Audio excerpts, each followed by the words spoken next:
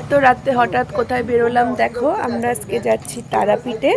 তো এই যে বাড়ি থেকে বেরিয়ে বনগাঁতে চলে এসেছি, এসে বাবা মাকে নিয়ে নিলাম। তো এবার তারাপীঠের উদ্দেশ্যে রওনা দেব। নমস্কার বন্ধুরা, আমি পম্পা আবারও চলে এলাম নতুন আরেকটি ব্লগ নিয়ে আপনাদের সামনে। আশা করি সবাই সুস্থ আছেন, ভালো আছেন, আর আমরাও কিন্তু সবাই খুব ভালো আছি। তো এই ব্লগটি ছিল তারাপীঠে যাওয়ার দিন রাতের ব্লগ। তো রাত্রিবেলা আমরা যথারীতি বেরিয়ে পড়েছি তারাপীঠে যাওয়ার জন্য।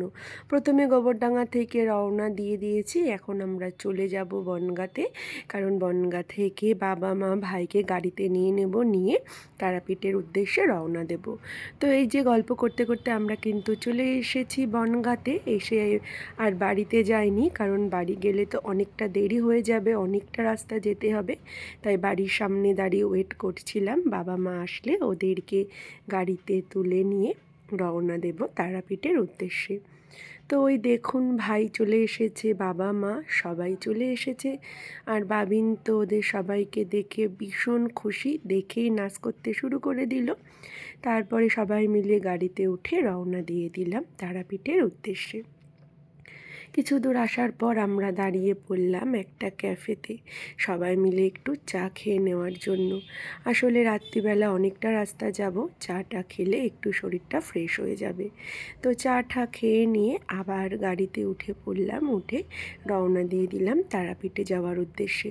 আমার শ্বশুর শাশুড়িরও যাওয়ার কথা ছিল, কিন্তু শ্বশুর যেহেতু স্ট্রোকের পেশেন্ট, তাই ওনার পক্ষে এতটা রাস্তা জার্নি করা সম্ভব না বলে উনি যাওয়ার আগে বারণ করে দিল যে যেতে পারবে না।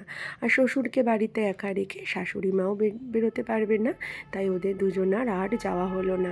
সবাই মিলে একসাথে গেলে বেশ ভালো লাগতো। তো এই যে গল্প করতে করতে আমরা কিন্তু প্রায় চলে এসেছি তারাপীঠের কাছে। এই গেটটা দেখলে মনে একটা আলাদাই শান্তি কাজ করে। মায়ের কাছে এসছি বলে কথা। তো এই যে আর কিছুক্ষণের মধ্যেই কিন্তু আমরা চলে যাব তারাপীঠে। তো এই দেখুন, আমরা রাত্রিবেলা রওনা দিয়েছিলাম, আর আস্তে আস্তে ভোর হতে শুরু করেছে, ভোরের আলোটা আস্তে আস্তে ফুটছে। আর এই যে তারাপীঠের মেন গেটটায় আমরা চলে এসেছি। তো এবার আমরা চলে যাব হোটেলের উদ্দেশ্যে। হোটেলে গিয়ে হোটেলটা খুঁজে নেব, নিয়ে তারপরে রেস্ট করে কিন্তু আবার বেরিয়ে পড়তে হবে পুজো দেওয়ার জন্য। এই যে আই লাভ তারাপীঠ লেখা রয়েছে এখানে।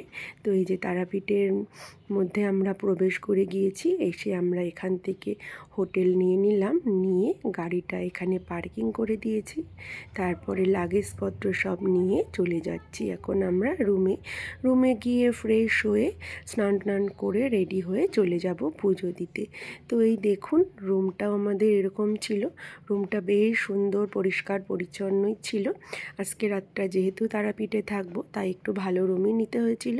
তারপর রুমে গিয়ে ফ্রেশ হয়ে বেরিয়ে পড়লাম পুজো দেওয়ার জন্য। সেই ব্লগটা খুব তাড়াতাড়ি নিয়ে আসছি। তাহলে টাটা বন্ধুরা।